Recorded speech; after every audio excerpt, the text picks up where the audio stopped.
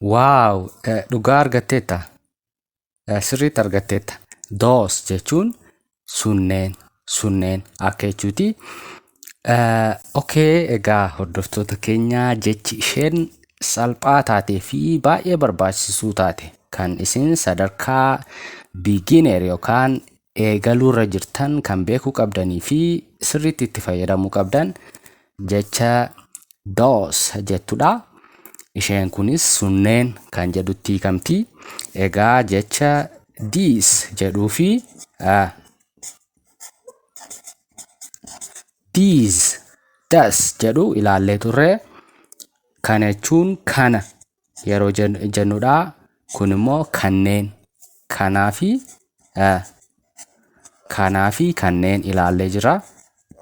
Kanneen yeroo jechuu barbaannu these jennaa.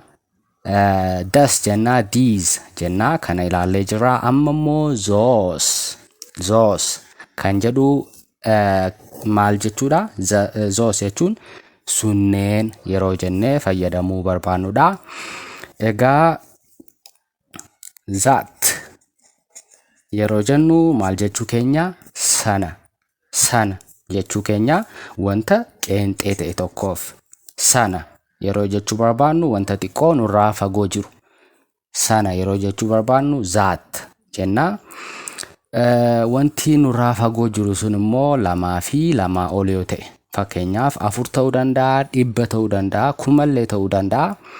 Sunneen yookaan sanneen yoo jechuu barbaanne maal jennaa? Those jenna jechuudha. Egaa kanneen afran garaagarummaa isaanii qabachuu qabdu. Warreen kana lamaan kan fayyadamnu wanta nutti dhiyoo ta'e. Wanta nutti dhiyoo yookaan nutti siqee jiru tokkoof isa kana fi kanneen jechuudhaaf. Isa kana yeroo jennu, these yeroo jennu wanta tokkoofidha. These yeroo jennu ammoo wanta baay'eef garuu wanta nutti siqaa ta'eef. Kanneen lamaan wanta nutti siqee jiru dhaaf fayyadamna. Zaattii fi zoosii garuu wanta xiqqoo nurraa fagoo jiru akkasitti fayyadamna. Zaat yeroo jennu sana akka jechuuti. Those yeroo jennu immoo sanneen yookaan sunneen akka jechuuti jechuudha. Garaagarummaan warra kana afranii akkasitti qabadha jechuudha. Kanaa fi kana wanta nurraa fagoo jiru, kanaa fi kana immoo wanta nutti dhiyoo jiruuf fayyadamna jechuudha. Egaa walumaa galatti jecha those jedhu kan fayyadamnu sunneen jechuudhaaf. Fakkeenyaaf that is my sister yoon jedhe ani maal jechuu kiyya? That jechuun sana akka jechuu kooti. Sun obboleettii kooti. My jechuun immoo kan koo. Sister jechuun immoo obboleettii akka jechuuti. Sun obboleettii kooti yoon jechuu barbaade obboleettiin koo fakkeenyaaf narraa xiqqoo fagaattee yoo jiraatte sun obboleettii kooti jechuudhaaf that kan jettuun fayyadama. Otoo fakkeenyaaf asitti this kan jedhu fayyadamee maal jechuu kooti? This yoon jedhe, this is my sister yoon jedhe isheen kun obboleettii kooti. Garuu that yoon jedhe isheen sun xiqqoo narraa fagoo jirti jechuudha. Isheen sun. This isheen kun. That isheen sun akka jechuuti jechuudha. Those kan jettu immoo sunneen akka jechuuti. Those are my books fakkeenyaaf. Those are my books. Book jechuun kitaaba. Books yeroo jennu saa kan yerootti daballu kitaabota ta'a. Sunneen kitaabota kooti.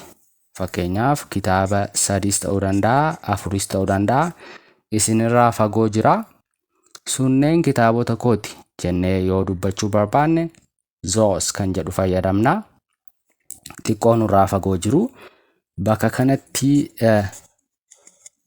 this kan jedhus fayyadamuu ni dandeenya. Garuu kitaabonni sun yoo nutti dhiyoo ta'an this jechuu ni dandeenya. Sunis maal jechuudha? Kunneen kitaabota kooti. Those yeroo jennu immoo sunneen xiqqoo nurraa fagoo jiru jechuudha. Akkasitti garaagarummaa kanneen afranii qabadha. Fakkeenyaaf those are my clothes clothes jechuun uffata. S yeroo itti daballu immoo uffatoota akka jechuuti.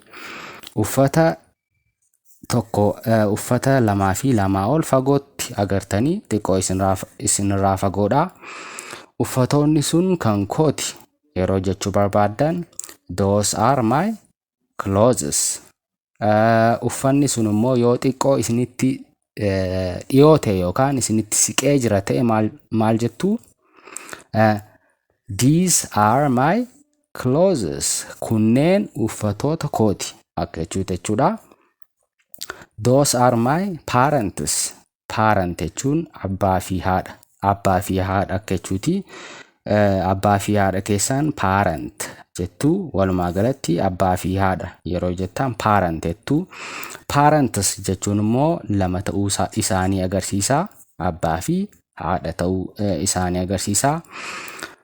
Those are my parents. Sunneen abbaa fi haadha kooti yeroo jechuu barbaadan parent jettu jechuudha. Isinirraa fagoo yoo jiran abbaa fi haati keessan those kan jedhu fayyadamtu. Isinitti dhiyoo yoo jiraatan immoo these kan jedhu fayyadamtu jechuudha. Egaa ishee kana qabachuu qabdu. Are kan jedhu fayyadamna. Maaliif those kan jettu kana wanta lamaa fi lamaa ol ta'e ibsuudhaaf itti fayyadamna. Sunneen yeroo jennu wanti sun lamaa fi lamaa ol ta'uu isaa agarsiisa jechuudha. These jennees is hin jennu are jenna. Maaliif? Egaa these fi those kan jedhan lamaan kana eessa keessatti fayyadamna? Wantoota lamaa fi lamaa ol ta'aniif fayyadamna.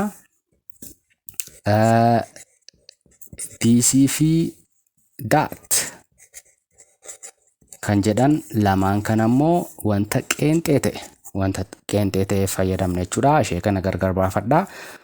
Isa kana these jechuun sunneen kunneen akka jechuuti. Those yeroo jennu immoo sunneen akka jechuuti. Wanta lamaa fi lamaa ol ta'eefidha kan fayyadamnu. These yeroo jennu kanadha. That yeroo jennu immoo sana akka jechuuti. Ishee kana immoo nama tokkoof yookaan meeshaa lakkoofsisaa tokko ta'eef qofa fayyadamna jechuudha. Garaagarummaa kanneenii qabattanii egaa himoota Ingiliffaa garaagaraa uumuudhaan kana booda fayyadamuu ni dandeessu jechuudha. Sana, kana, sunneen, kanneen jechuun kana booda Ingiliffaan isin dhiba jedhee hin yaaduu. Mee jecha isa sadaffaa fi baay'ee salphaa ta'e kutaa keenya 12ffaa kana keessatti ilaallutti haa dabarru. Ammas na waliin ta'a.